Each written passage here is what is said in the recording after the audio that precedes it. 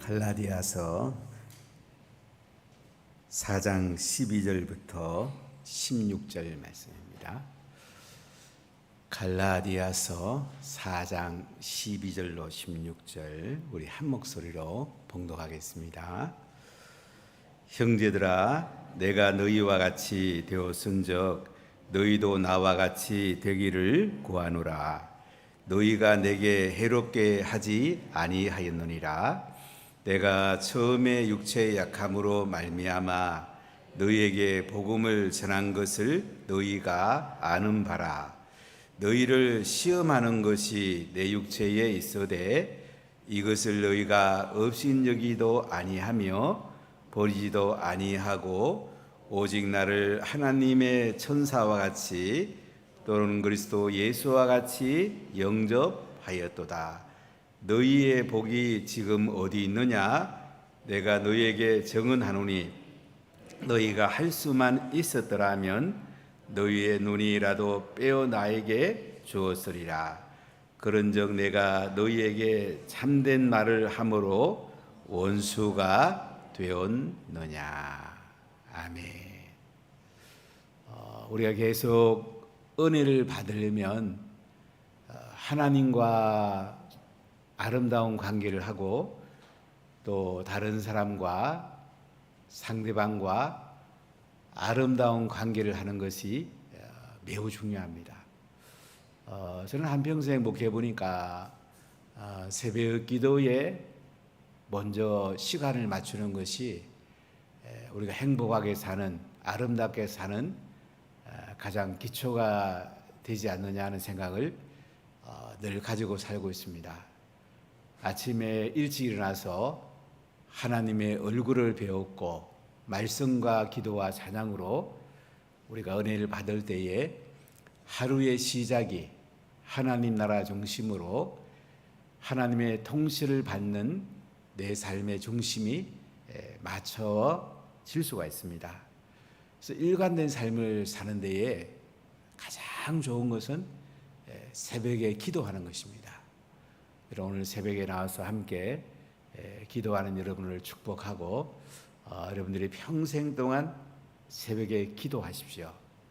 하나님이 놀라운 은혜와 복을 부어줄 것입니다. 사람은 부족합니다. 우리가 은혜로 대하지 않으면 내 자신이 실족할 수가 있습니다. 저부터 사람은 다 부족합니다. 우리는 하나님이 나를 은혜로 대했듯이 나도 상대방을 은혜로 대할 때에 먼저 내가 삽니다. 그리고 상대방도 행복해집니다. 바울이 갈라디아 지역에 가서 여러 교회를 세우면서 복음을 전하고 1차 선교여행을 다녀왔습니다. 참 뿌듯했을 것입니다. 가서 이방인들에게 복음을 전하고 그들이 예수님을 믿고 또 교회가 세워지고 리더들에게 교회를 맡기고 돌아갔을 때에 참 감격이 있었고 참 복음 전에서 그들의 삶의 변화가 왔고 성령의 기름 부음이 왔고 하나님의 자녀가 되었고 하나님 나라가 시작이 되었고 얼마나 기쁘고 얼마나 행복했겠습니까? 이 땅에서 내가 복음을 받을 때에 가장 행복하고 또 내가 복음을 전할 때에 가장 행복합니다. 한 분은 예루살렘 성지순례 갔는데 같이 간 성도가 복음 전하는 얘기를 해서 큰 은혜를 받았습니다. 성지순례 하면서도 복음 전하고 싶어하는 그 심령 속에 하나님의 은혜가 담길 보면서 참 기뻐했고 참 감사했습니다. 우리가 성경에 가장 중요한 단어를 하나를 꼽는다면 복음입니다. 내가 복음을 믿음으로 하나님의 자녀가 되고 또 복음을 전함으로 많은 사람들이 예수 믿고 예수님의 제자가 됩니다. 그리고 복음이 들어왔을 때에 성령의 기름 부음이 흘러들어오기 시작합니다.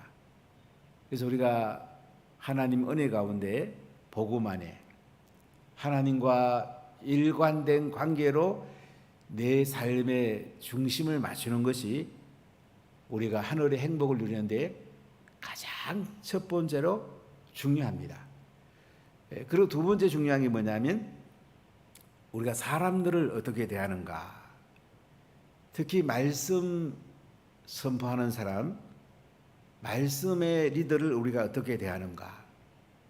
굉장히 중요합니다. 말씀을 선포하는 사람과 관계가 깨지면 말씀이 안 들어옵니다. 말씀이 굴절되어 들어옵니다. 내 생각이 잠재된 말씀이 되기 때문에 은혜가 약해집니다. 그렇기 때문에 사람들을 은혜로 대하고 특히 말씀 전하는 사람을 귀하게 여기는 것이 굉장히 중요합니다. 오늘 12절 말씀을 같이 읽어보겠습니다. 형제들아 내가 너희와 같이 되었은즉 너희도 나와 같이 되기를 구하노라. 너희가 내게 해롭게 하지 아니하였느니라. 형제들아 내가 너희와 같이 되었은즉 바울이 갈라디아 지역에 가서 복음 전할 때 어떻게 했다는 겁니까? 내가 너희와 같이 되었은즉. 바울은 유대인 해당을 중심으로 복음 전하면서 또 이방인들에게도 복음을 전합니다. 이방인의 사도로 부름을 받았습니다. 내가 너희에게 어떤 자세를 취했습니까? 내가 너희와 같이 되었다. 그러니까 바울은 복음 전할 때에 갈라디아 지역에 있는 거기 있는 사람들과 같이 되었다. 그들의 입장을 취했다. 그들을 선대하고 이방인에게 하나님의 은혜로 되어 있다는 거예요. 상대방을 신뢰하고 상대방을 세워주고 상대방을 배려하면서 너희와 같이 되었다. 사람들은 다른 사람이 내 입장 되기를 원하거든요. 특히 오늘날 포스트 모더니즘 시절에는 내가 중심이 되어 있습니다. 부부가 결혼해도 어떻습니까? 남편은 아내 보고 당신이 나한테 잘해. 자기 중심으로 해달라는 거예요. 아내는 뭐라 그럽니까? 당신 나를 기쁘게 해줘야지. 내 중심으로 살아야지. 이렇게 자기 중심으로 서로 티격태격하면서 맞춰가는 거죠. 이상적 부부는 없습니다. 서로 맞춰가는 것이 부부예요. 서로 양보하고 상대방을 세워줄 때에 행복해집니다. 이 땅에서 가장 이기적 관계가 부부 관계라고 그래요. 그러니까 상대방을 배려하고 상대방에 대해서 관심을 가지고 상대방의 마음을 중심으로 살아가면 상대방이 부족해도 행복합니다. 근데 상대방을 내 중심으로 해달라고 내 중심으로 살아가는 사람은 상대방이 아무리 뛰어나도 행복하지 않습니다. 우리가 복음을 전하고 사람을 대할 때에 내가 너희와 같이 되었은즉 바울이 갈라디아 지역에 있는 사람같이 되었다. 그들의 입장에 되어서 복음을 전했다는 거죠. 바울이 고린도 전서에 보면 이렇게 말을 합니다. 내가 율법 아래 있는 사람들에게는 율법의 아래 있는 사람같이 되었고 또한 율법이 없는 사람에게는 율법이 없는 사람같이 되었고 약한 자들에게는 자신이 약한 자들을 같이 되었다. 왜냐하면 그들을 얻고자 함이라. 그래서 우리가 복음 전할 때에 상대방의 관점으로 우리가 설 때에 복음이 흘러갈 수가 있습니다. 사람은 다 부족하죠. 상대방을 존중할 때 사람은 기쁘거든요. 그래서 바울은 형제들아 내가 너희와 같이 되었다. 그렇기 때문에 바울은 또 뭐라고 합니까? 너희도 나와 같이 되기를 구하노라. 이제는 너희가 나와 같이 되기를 원한다.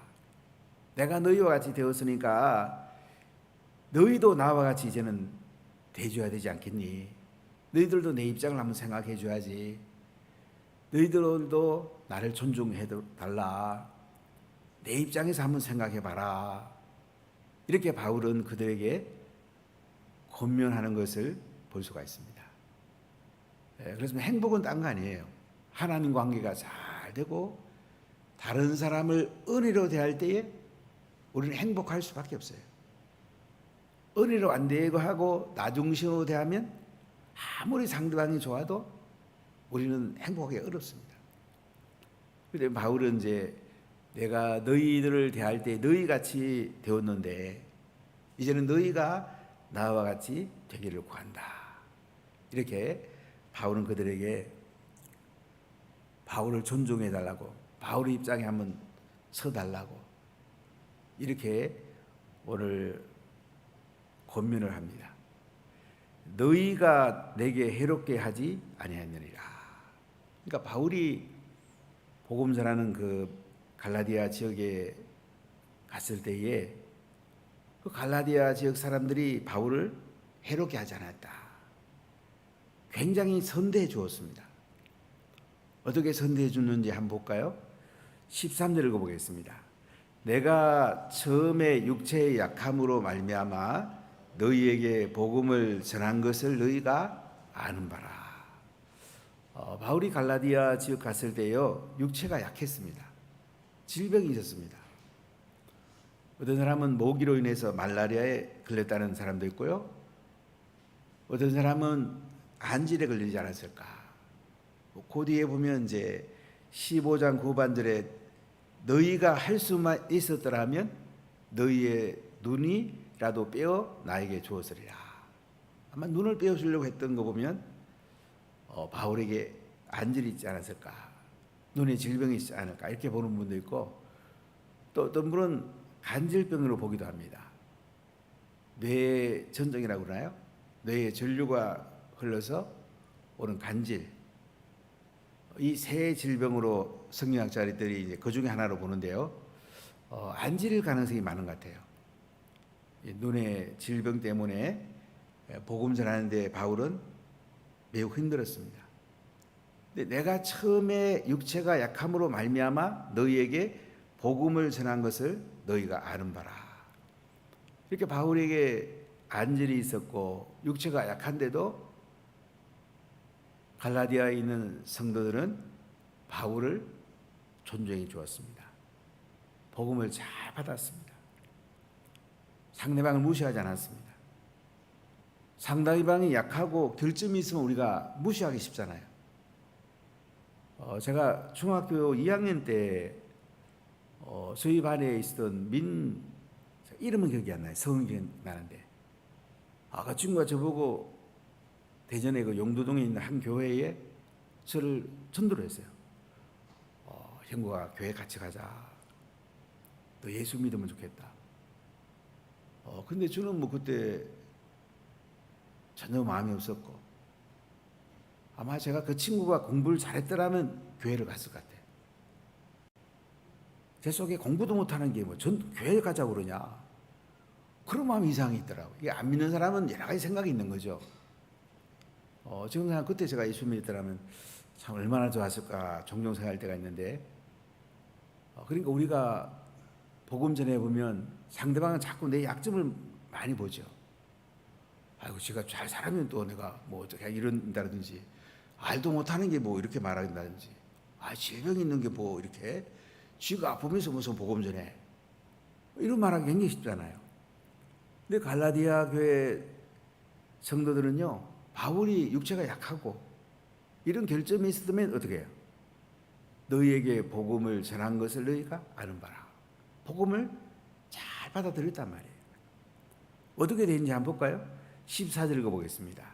너희를 시험하는 것이 내 육체에 있어되 이것을 너희가 업신여기도 아니하며 버리지도 아니하고 오직 나를 하나님의 천사와 같이 또는 그리스도 예수와 같이 영접하였도다.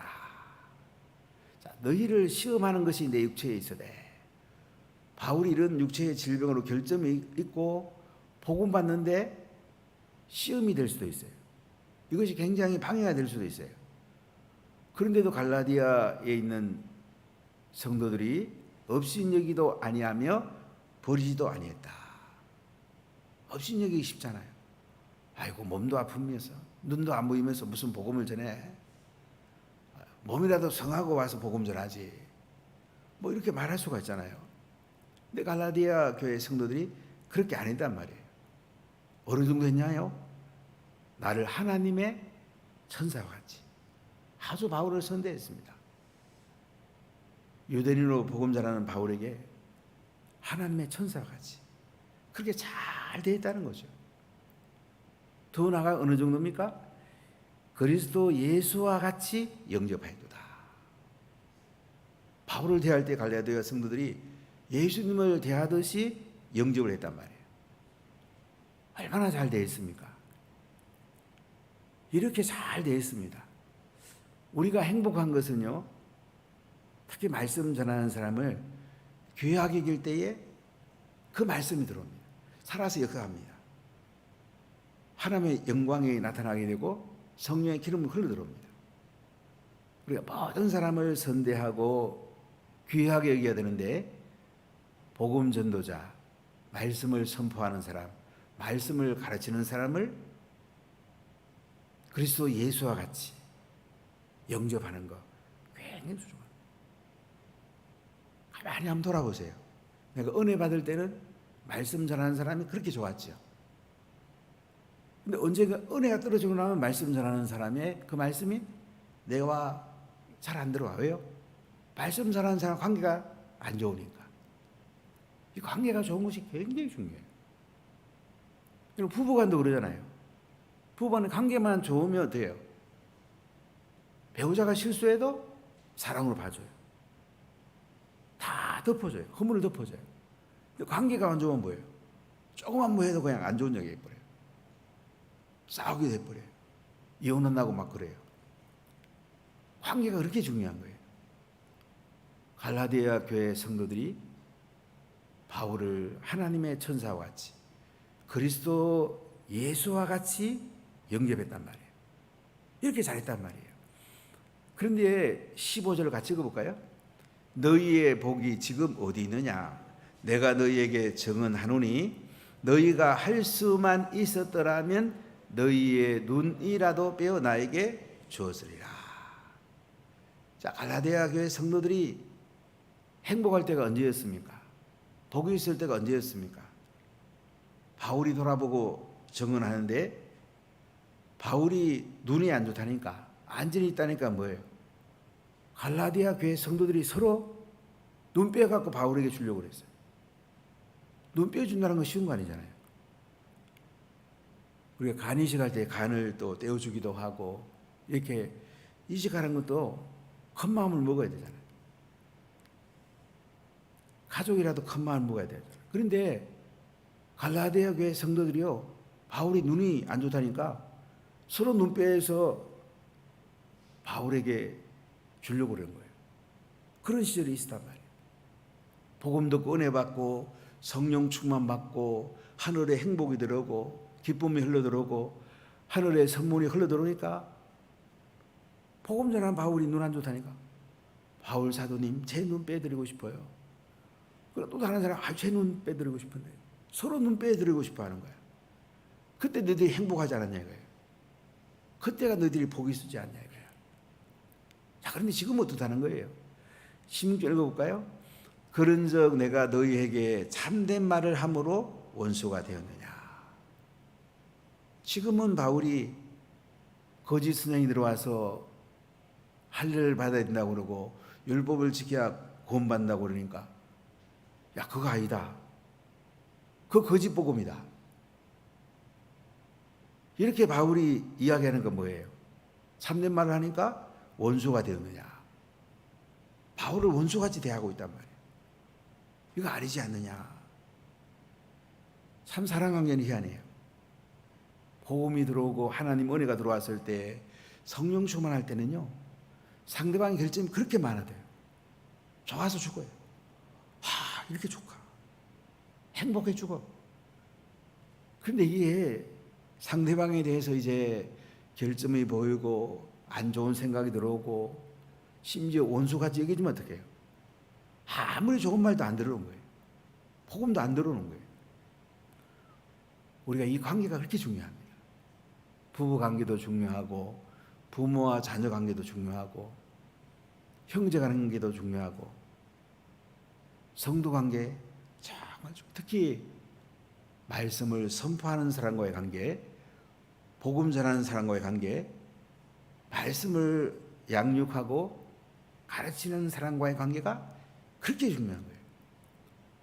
그 교회는 이 마을장, 셀리더십이 그렇게 중요해요. 말씀을 가르치잖아요. 이 사람 관계가 틀어지면은 은혜가 흘러 들어올 수가 없어요. 제가 계속 기도하기를 마을장 우리 장로들이 빨리 서서 마을장이 되기를 계속 기도해 왔는데 이번 다음 주 토요일 날 이제 세 분의 장로가 섬으로 이제 좀 많이 진전이 됩니다. 앞으로 조금 더 세워져서 마을장 우리 작년 마을장하고 교회학교 부장 라인들은 장로가 되어서 했으면 좋겠다. 늘 그걸 오랫동안 기도해 왔어요. 왜냐하면 가장 중요하니까. 우리 교회 또 장로 교회이기 때문에 장로 직분이 굉장히 귀합니다. 원래 장로님들은 말씀을 가르치는 분들이에요. 말씀을 가르치고 교회를 잘 이끌어가는 분들이에요. 여러분들이 존중해야 됩니다. 우리가 셀교회 하다 보니까 우리 장로님에 대해서 조금 혹시 소홀한 적이 있었으면 여러분들이 교육자들하고 장로님들하고 마을장, 셀리더 정말 존중해 주세요. 그래 내가 복이 있습니다. 내가 은혜를 받습니다. 내가 행복해집니다. 나를 위해서라도 말씀을 전하는 사람, 교회 목사님과 장로님들, 마을장들을 정말 존중하세요. 그분이 나이가 적을 수도 있어요. 부족함이 많을 수도 있어요. 흠이 많을 수도 있어요. 그래도 복음이 전해지고 말씀이 흘러가려면 내가 은혜를 받으려면요 그분을 존중해 줄 때에 은혜를 받는 거예요. 그분을 무시하거나 업신여기면요 내가 은혜를 받을 수가 없어요. 은혜 받는 통로가 막혀버려요. 통로가 좁아져 버려요. 은혜가 흘러들어와도 적게 흘러들어오고요 은혜가 안 흘러들어오게 돼요. 그렇기 때문에 오늘 갈라디아 교회 성도들에게 바울은 그래 내가 복음 전했을 때 니들이 얼마나 나를 잘 대했어. 하나님의 천사와 같이 그리스도 예수와 같이 나를 영접했잖아. 그런데 거짓 선생이 들어와가지고 거짓 복음을 전하고 말이야. 할례 받아야지 구원받는다고 그러고 율법 지켜야 구원받는다고 그러니까 그거 잘못됐다고 그러니까 이제 니들이 나를 원수로 이기냐. 참된 말을 하고 있는 나를 원수로 이기냐. 그러면 니들이 어떻게 은혜를 받겠어? 어떻게 복음이 흘러들어가겠어? 어떻게 참된 말씀이 흘러들어가겠어? 야, 그러면 안 된다. 너희들 회개하고 나하고 좋은 관계로 해야 된다. 저는 눈까지 빼어주려고 그랬는데 어떻게 된 거냐 도대체. 너희들이 꼭 나를 예전처럼 대해주면 좋겠다. 이 말씀이에요. 여러분 사랑 관계를 귀하게 하십시오. 은혜로 대하십시오. 사람은 다 부족합니다. 저부터 부족한 게 너무 많습니다. 그 사람은 부족한 것을 따지기 시작하면 아무도 우리가 좋은 관계를 맺을 수가 없어요. 내가 은혜를 받을 수가 없어요. 사람을 은혜로 대하십시오. 존귀히 대하십시오. 그럼 내가 행복해집니다. 서로 행복해집니다. 서로 살아납니다.